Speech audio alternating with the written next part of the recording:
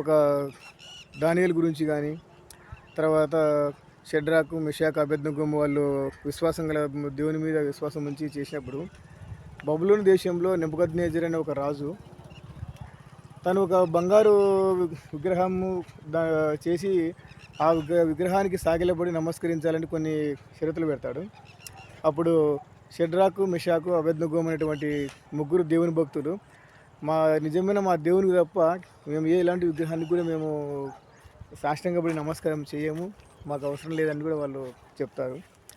అప్పుడు ఆ నెబుకద్నెజర్ అనేటువంటి రాజు డెఫినెట్గా వీళ్ళను నా మాటలు ధిక్కరించారు కాబట్టి వీళ్ళని తీసుకెళ్ళి అగ్నిగుండంలో పాడేయాలని చెప్పేసి ఒక శాసనం పెడతాడనమాట.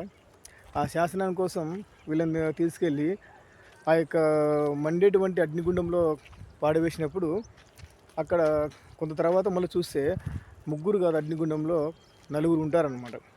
ఆ దేవుడు కూడా వాళ్ళతో పాటు ఉండి నలుగురు ఉంటారనమాట.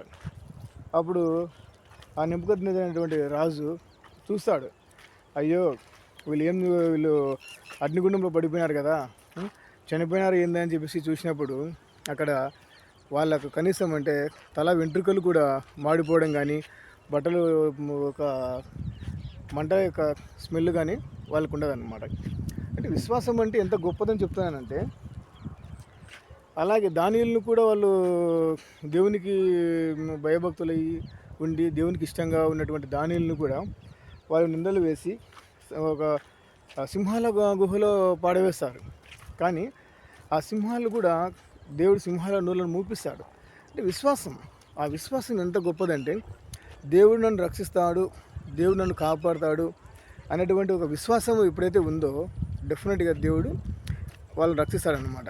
పాత నిబంధన గ్రంథంలో నుంచి కానీ, కొత్త నిబంధన గ్రంథంలో నుంచి కానీ మంచి మంచి దేవుని